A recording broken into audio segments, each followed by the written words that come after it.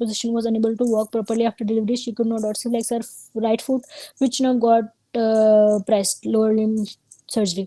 अगर होता है पेडिका निमोनिक है तो डी से डोर्सिफ्लेक्शन, ई से इवर्जन, पी से आपकी कॉमन प्रोलिन नर्व, तो इसका ए है option. If patient 25% nephron is working, what will happen in remaining nephron, तो आपकी जो है ना बाकी कंपनसेशन इंक्रीज कर जाता है, increase GFR in remaining nephron. Post MI death on 4th day, finding on biopsy of left myocardium, जो है आपकी नेक्रोसिस न्यूट्रोफिल्स, जो आपकी 1 to 3 days तक होती है ना वो न्यूट्रोफिल होते हैं. आपको पता है न्यूट्रोफिल्स जो आपके एक्टिव इन्फेक्शन इन्फ्लेमेशन सब में जो आपका न्यूट्रोफिल सबसे पहले रेज होता है. 3 to 14 days होते हैं ना, तो फिर आपके जो है न्यूट्रोफिल प्लस मैक्रोफेजेस और प्लस जो है ना आपकी ग्रेनुलेशन टिश्यू, ठीक है, ये रेज होते हैं. और आफ्टर 2 weeks जो है ना आपके कॉन्ट्रैक्टेड स्कार बन जाते हैं, ठीक है, आफ्टर 2 weeks कॉन्ट्रैक्टेड स्कार्स.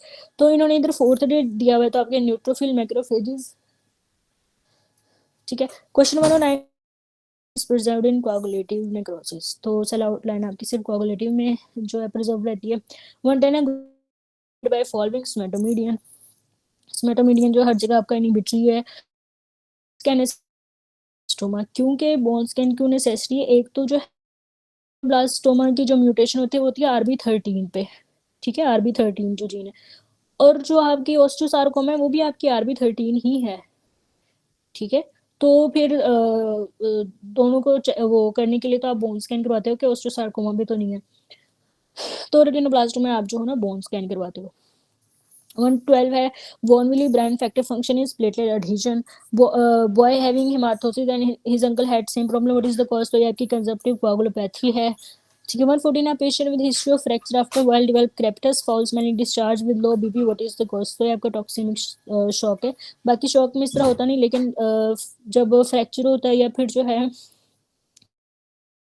उसके बाद आपकी पूरी बॉडी में जो शॉक की कंडीशन हो जाती है या सेप्टिक शॉक, स्मेलिंग डिस्चार्ज वगैरह हो रही होती है. अगर आप लोगों ने टॉक्सिक शॉक पेशेंट को पास जाते हो तो बहुत ऑफेंसिव सी स्मेल होती है, ठीक है. बाकी शॉक्स में इस तरह नहीं होता ना, ऑल स्मेलिंग डिस्चार्ज होता है बाकियों में. 115 patient in of burn had hypotension and tachycardia, most likely diagnosis is DIC.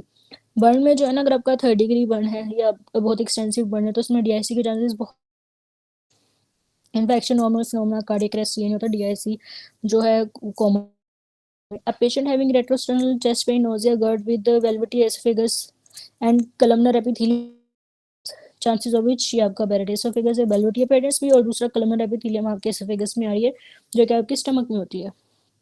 Patient is unconscious admitted in ICU due to heart problem, which thing disturbs him most, ठीक है. ICU में any critical patients होते हैं तो patient वो जो है ज़्यादा एंक्शियस होता है कि due to what is happen to me, what has happen to me. अच्छा 118 है पेशेंट विद, क्वेश्चन तो मुझे किसी ने, हाँ अच्छा 118 है पेशेंट विद सोर fever lymphadenopathy EBV was detected, his address को विच बर्केट लिम्फोमा, EBV जो आपका बर्केट लिम्फोमा करा होता है. Mean is defined as sum of all observations divided by number of total observations. A HB positive patient has raised AFP 1000, he might be having, एक तो HB positive है दूसरा AFP 1000, ये आपको पता है HCC का ट्यूमर जो कि, तो इसको हेपेटोसेलुलर कार्सिनोमा है. Most common opportunistic infection after kidney transplant, तो आपका पोलियोमा. इधर patient had cough and X-ray shows hilar lymphadenopathy non caseating granuloma. Non caseating granuloma आपका सिर्फ सार्कोइडोसिस में होता है, लेप्रेसी और टीबी दोनों में आपका कैजिटिंग होता है, ठीक है. और हाइलर लिम्फेडिनोपैथी जो बायलेटरल हाइलर लिम्फेडिनोपैथी वो भी आपकी सार्कोइडोसिस में होती है, सिमेट्रिकल बायलेटरल हाइलर लिम्फेडिनोपैथी होती है. डायरेक्ट सोर्स ऑफ एंड आपको वो जो मैंने पांचों दिखाया था ट्रिप्टोफैन होता है उसके नीचे उससे जो है सेरोटोनिन बन रहा होता है और उससे फिर आपको मेलाटोनिन बन रहा होता है. Common cause of prolong BT जो है ब्लीडिंग टाइम हमेशा आपका जो ना प्लेटलेट डिस्फंक्शन की वजह से होता है, तो थ्रोम्बोसाइटोपेनिया से जो आपका बीटी इंक्रीज हो जाता है. Unknown diabetic patient female having chronic rhinosinusitis develop fungal infection that shows septate hyphae, जो आपके सेप्टेट हाइफी और राइनोसाइनोसाइटिस वो आपका स्पर्चुलस में होता है. स्टेरिलाइजेशन ऑफ एंडोस्कोपिक इंस्ट्रूमेंट्स, जो आपके इंस्ट्रूमेंट्स के लिए आप जो ग्लिसरॉल 2% करते हो, फ्लोर के लिए 1% हाइपोक्लोराइड कर रहे होते हो. तो अगर इंस्ट्रूमेंट पूछा होता है, मतलब a patient with severe headache, vomiting, neck stiffness, raised ICP on lumbar puncture, there was blood stained CSF. बस ब्लड स्टेन्ड CSF आप सब रेकनॉइड लगा दो. विच of the following is diagnostic criteria for sarcoma, ठीक है. इसको जो है ग्रो करने के लिए ऑक्सीजन चाहिए होता है, तो ये अपनी जो है ना कोलेटरल थ्रू, और फिर जो है ना ये रिलीज करता है वीजीएफ और एफजीएफ जो फैक्टर्स होते हैं, वेजल ग्रोथ फैक्टर्स सारे, ठीक है। तो सार्कोमा में इंक्रीज वेस्कुलरिटी होती है। वो सॉल्विंग एबीजीज, पीएच जो है 7.2 है, मतलब एसिडोसिस है, ठीक है, एसिडिक है। बाइकार्ब 19 है, मतलब 22 से कम है, तो मेटाबॉलिक एसिडोसिस है। पीसीओ2 जो है आपका 39 है, 35 से ज्यादा है, 45 से कम मतलब नॉर्मल है, तो आपकी मेटाबॉलिक एसिडोसिस है। 130 है, decision between dialysis and transplant, ये आपका क्लिनिकल है, तो ये क्रेटिनिन क्लियरेंस से होता है, ठीक है। तो वो हम मॉनिटर भी जो है ना क्रेटिनिन क्लियरेंस से कर रहे होते हैं। 131 है, what is most common cause of anaemia and thalassaemia, defective HB genes. आपको पता है आपकी जो हीमोग्लोबिन की चेन होती है वो डिफेक्टिव होती है, अल्फा या बीटा दोनों कोई एक डिफेक्टिव होती है, ठीक है, according to type. 132 which of the following, अब जो आप हमने पहले बीटा ब्लॉकर पढ़ा था, ठीक है, तो स्टेबल एंजाइना में ना आप बीटा ब्लॉकर देते हैं, ठीक है, और प्रेंसमिटल वगैरह में आप कैल्शियम चैनल ब्लॉकर दे सकते हैं। अब इन्होंने प्रोपेनोलोल लिखा हुआ है, लेकिन स्टेबल एंजाइना में भी आप ना एटिनोलोल और मेटोप्रोलोल दे रहे होते हो, तो इधर इन्होंने जो है ना वेरापेमिल को चूज किया हुआ है, ठीक है, प्रोपेनोल के ऊपर। वैसे तो आप नाइट्रेट्स भी दे रहे होते हैं, और बीटा ब्लॉकर्स भी देते हैं, और कैल्शियम चैनल ब्लॉकर्स भी देते हैं। स्टेबल में प्रेफर करते हैं बीटा ब्लॉकर्स को ही, और प्रेंसमिटल या वेजोस्पेज्म हो तो फिर आप कैल्शियम चैनल ब्लॉकर्स देते हैं, तो आप इधर वेरापेमिल चूज करेंगे। Skin cancer most commonly associated with AIDS Kaposi sarcoma, absorption जो है ए से एब्जॉर्प्शन, ए से अरेक्नोइड ग्रेनुलेशन, ठीक है, और इज कॉज्ड बाय हाइपोमैग्नीशिया। अच्छा ये है कि dioxin toxicity caused by hypokalemia, hypomagnesaemia, hypercalcaemia, causing hypokalemia, ये मैंने आपको उस दिन भी बताया था। Dioxin toxicity itself cause hyperkalaemia. जो डाइऑक्सिन है ना वो एन के पंप में ना कॉम्पिटिटिव होता है, और उसके कंपटीशन में जो है ना ये बाइंड करता है पोटेशियम के, तो ये कंपटीशन में होता है उसके साथ, तो पंप्स पे ये अटैच हो जाएगा, तो ये पोटेशियम को रिलीज करवा देता है, तो इस तरह हाइपरकैलेमिया हो जाएगा। लेकिन ऑलरेडी हाइपोकैलेमिया है, तो ये हर जगह बाइंड कर जाएगा, और इससे जो है उसकी इफेक्ट इंक्रीज हो जाता है ना, तो फिर इससे आपका जो है टॉक्सिसिटी के चांस बढ़ जाते हैं। Singer vocals related to which of the following thyroid, ये सिंगर्स के साथ या वो क्लास में बच्चा उसको मतलब पिच लोअर करने के लिए थायरोइड आप चूज करते हो, और थायरोइड होता है वो कैलिस चूज करेंगे। 137 main determinant of coronary circulation adenosine, ये वो जो रफिन थी निमोनिक ना, तो एडिनोसिन कोरोनरी सर्कुलेशन के लिए adenosine. Following vein opening into right atrium, anterior directly जो है आपकी राइट एट्रियम में जाती है, अंटीरियर कार्डियक ओपनिंग करती है ये। स्केलेटल का क्या है? LAD, left circumflex. नहीं नहीं डॉक्टर इकरा, और एलएडी जिन्होंने पहले बोला है वो गलत बोला है, हाँ लेफ्ट सर्कमफ्लेक्स को कर दिया एंटीरियर। अच्छा वो स्केलेटल के लिए, ठीक है डॉक्टर आयशा, ओके ओके, ठीक है, वो टेबल एक और दफा, ठीक है, सीन के लिए क्रोनरी होता है, ठीक है। जो आपकी एंटीरियर कार्डियक वेन है ना वो आपकी जाती है डायरेक्ट राइट एट्रियम में, और ये लेफ्ट सर्कमफ्लेक्स को कर दी होती है, ठीक है। अच्छा 139 है, superior thyroid artery is the नहीं ब्रांच तो ऑफ फिर मैम 137 का क्या आंसर है? एडिनोसिन, हाइपोक्सिया लिखा हुआ है क्या? नहीं तो बट मैम जो एडेनोसिन होता है वो तो एक्सरसाइजिंग स्केलेटल मसल के लिए नहीं होता, लोकल मेटाबोलाइट। नहीं वो ये कार्डियक के लिए भी है ना, ये दोनों आप के लिए टेबल होता पढ़ो, है। हाँ ठीक है, ये आप हाइपॉक्सिया और एडिनोसिन दोनों है। ठीक है, ठीक है, वो टेबल रिवाइज कर, मतलब आप लोगों को वो नहीं आता। हो गया 139 है, superior thyroid artery is the branch of which of the following, external carotid artery, ठीक है, आपको पता है इसकी नर्व भी है एक्सटर्नल लेरिंजियल नर्व, और इसकी आर्टरी है एक्सटर्नल कैरोटिड आर्टरी। अब मुझे बताएं कि इंफीरियर थायराइड आर्टरी किसकी ब्रांच है, थायरोसेर्विकल। और वो किसकी ब्रांच है? सब क्लेवियन की है, सबक्लेवियन। Thyroid cervical. हाँ जी बिल्कुल, ठीक है, सारे बच्चे वेरी गुड, सब लिख रहे हैं।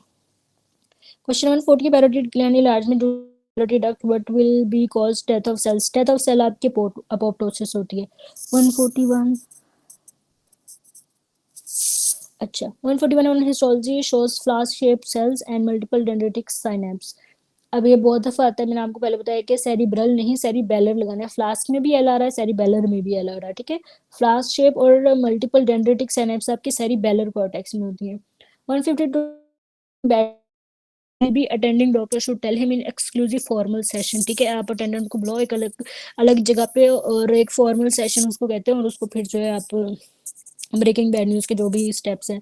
143 patient presented in shock like condition after RT multiple soft tissue injuries cause of shock is, तो इसमें आप सी को ही चूज करो, पेरिफेरल वेजोडाइलेशन, ठीक है। Peripheral vasodilation, prothrombin time defect following clotting factors, ठीक है। अब ये आपका एक्सट्रिंसिक फैक्टर के लिए 1 to 5 7 और 10 है, होता है।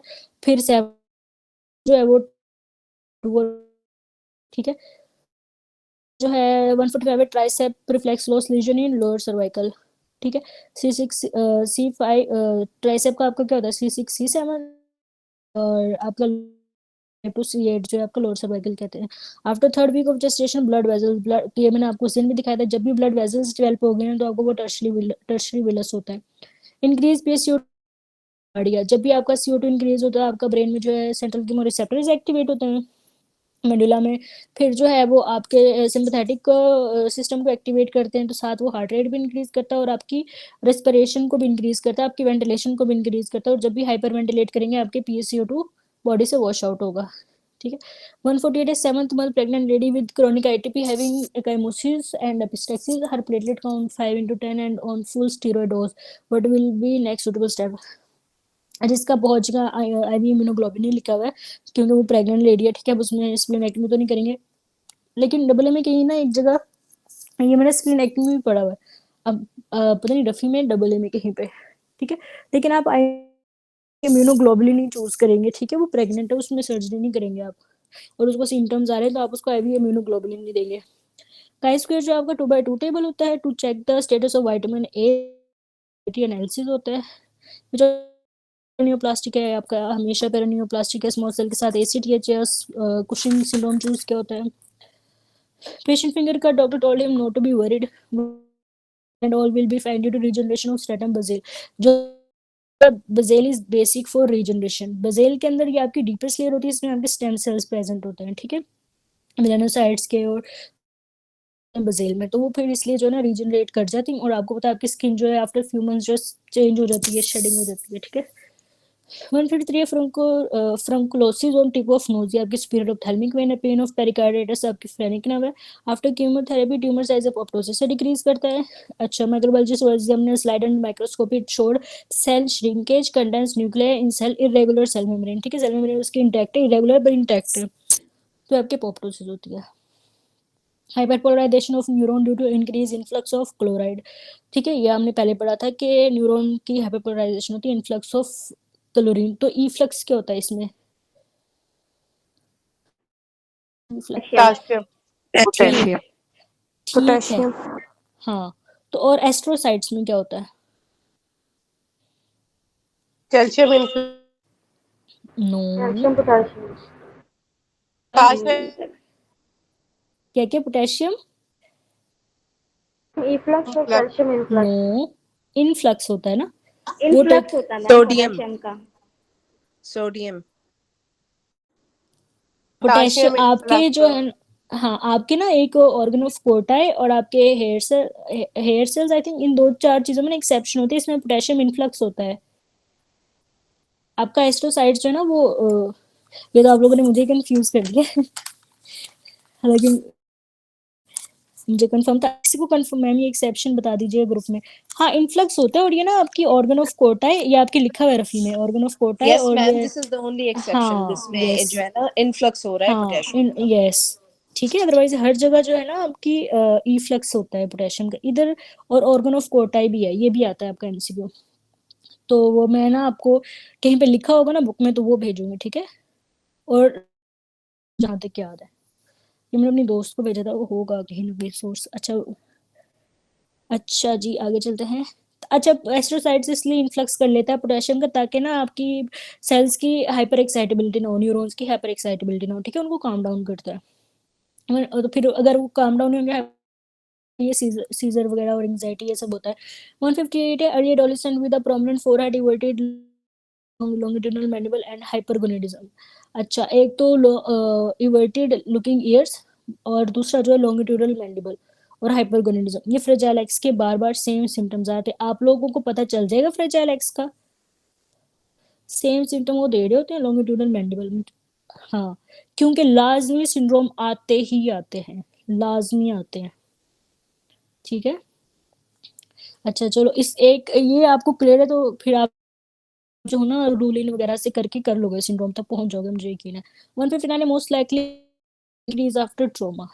ये ट्रोमा हो, सर्जरी हो, आपकी बॉडी स्ट्रेस में हो, तो आपके कोर्टिसोल और कैटेकोलिन्स रिलीज होते हैं। A patient was given penicillin, ये भी इतना ही पूछा है। For some infection he is allergic to penicillin, what will be found in blood. तो आईजी जो है ना आपका रेज हो जाता है, जो फिर आपकी मास्ट सेल की डिग्रेनुलेशन कराता है, हिस्टामिन रिलीज करवाता है। 161 है correct sequence of protein synthesis. अच्छा ये अच्छा, किसी ने मेरे से वीडियो का लिंक नहीं मांगा, तो लेकिन मैं आपको, अच्छा ये इसमें सीक्वेंस इसका होता है मैसेंजर आरएनए का सबसे पहले ना टेम्पलेट बनता है आपका डीएनए के अंदर, ठीक है, न्यूक्लियस के अंदर। एक एमआरएनए का जिसको हमने रेप्लिकेशन करानी है, जिसकी प्रोटीन सिंथेसिस करानी है, ठीक है, तो उसका एक होता है आपके न्यूक्लियस में। फिर वो जो टेम्पलेट है ना वो आपके साइटोप्लाज्म में चला जाता है, ठीक है।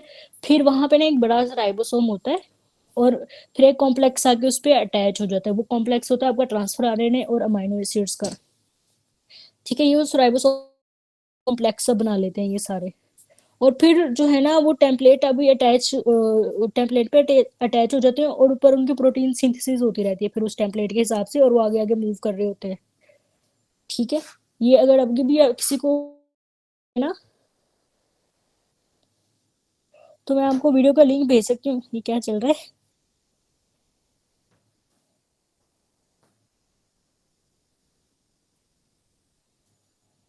अच्छा ये छोड़े, आप लोगों को ये प्रोटीन सिंथेसिस समझ आई है।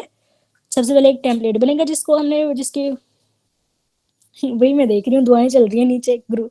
अच्छा, जो जो टेम्पलेट जिसका बनाना है मैसेंजर आरएनए का एक टेम्पलेट बनता है, फिर वो न्यूक्लियस से निकल के साइटोप्लाज्म में चला जाता है। वहां पे जो एक बड़ा सा राइबोसोम होता है, ये मैं आपको ना पिक्चर भेज दूंगी, समझ आ जाएगी। उसके ऊपर जाके ना एक ट्रांसफर आरएनए जो है ये अमाइनो एसिड्स को ट्रांसफर करता है ना, तो राइबोसोम तक लेके जाता है और एक कॉम्प्लेक्स सा बना लेते हैं ये। फिर वो जो टेम्पलेट है उसके ऊपर ये अटैच होते हैं, और टेम्पलेट के हिसाब से प्रोटीन बनती रहती है, दुआएं जरूरी होती हैं। और लास्ट टाइम स्टूडेंट्स ने बड़े दिल से दुआएं दी थी, बगैर कहे, वैसी वाली दुआएं लगती हैं। वो होता है एक सेल्फलेसली, ठीक है।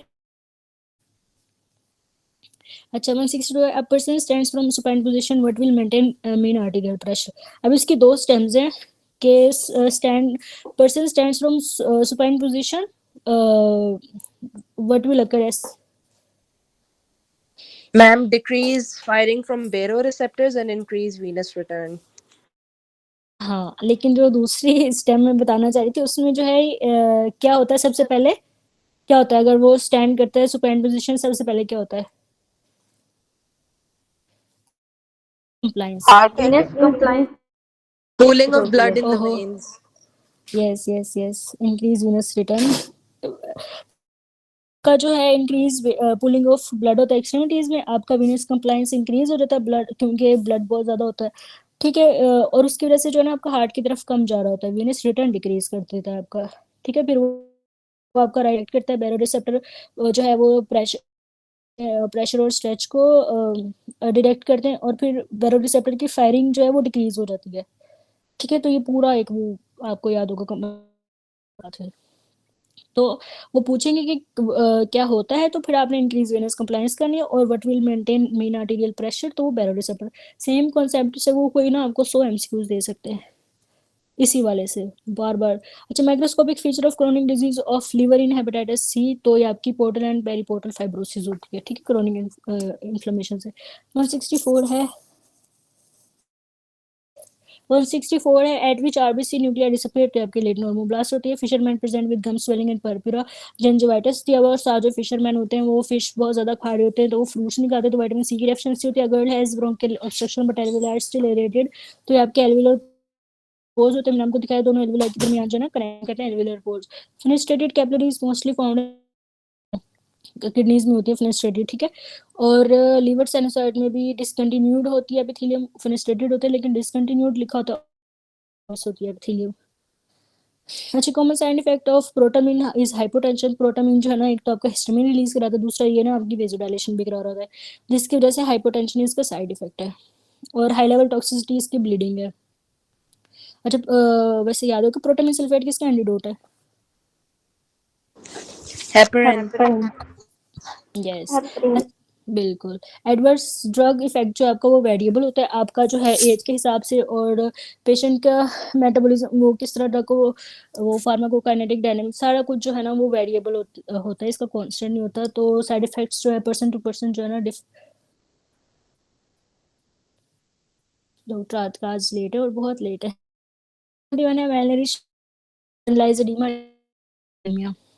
मेलनरिश पेशेंट है और जनरलाइज एडिमा तो हाइपोएल्बुनीमिया होता है, ठीक है। और नेफ्रोटिक का होता है हाइपोएल्बुनीमिया, और नेफ्रिटिक में जो ना आपका सॉल्ट एंड वाटर रिटेंशन होता है। अब peripheral oedema CLD due to loss of albumin, low oncotic pressure या हाइपोएल्बुनीमिया सेम बात होती है, प्रोटीन नहीं होंगे तो आपका ऑनकोटिक प्रेशर भी लो होता है। एसआईटीज में जो है ना सीएलडी पोर्टल हाइपरटेंशन लिखना है, is greater than low oncotic pressure, ठीक है। एसआईटीज पूछे ना, ascites in CLD portal hypertension is greater than low oncotic pressure. renal or region edema due to loss of albumin, ठीक है, can be salt and water retention. Nephrotic जो आपका हाइपोएल्बुनीमिया, nephritic जो salt and water retention है। Petal oedema heart वाला जो हमेशा increase hydrostatic pressure है, लेकिन सीएचएफ एडिमा वर्सन कॉज वो इंक्रीज हाइड्रोस्टेटिक प्रेशर से होगा, लेकिन वर्सन होगा अगर उसमें सॉल्ट एंड वाटर रिटेंशन हो जाए। Which of the following is locally malignant BCC is greater than ameloblastoma. Acquired immunity आपकी एंटीबॉडी से होती है। डेथ ड्यू टू हैंगिंग आपकी ऑर्डोनटोइड प्रोसेस ऑफ C2 से होती है। हार्ट लॉ अच्छा, heat loss is controlled by anterior hypothalamus. Heat loss आपके तब होता है जब कूलिंग होनी हो ना आपकी बॉडी की, ठीक है, टेम्परेचर डिक्रीज करना हो, कूलिंग करनी हो, तो फिर हीट लॉस होती है, वेजोडाइलेशन होती है आपकी स्किन की, और फिर जो है हीट लॉस होती है और इस तरह आपका कूलिंग इफेक्ट आता है। तो AC एंटीरियर हाइपोथैलेमस। से ड्रग विद मैक्स इसके पहले भी आया हुआ है ऑप्शंस में, इधर सबसे बेहतरीन जो है प्रोपेनोलोल है आपकी, ठीक है।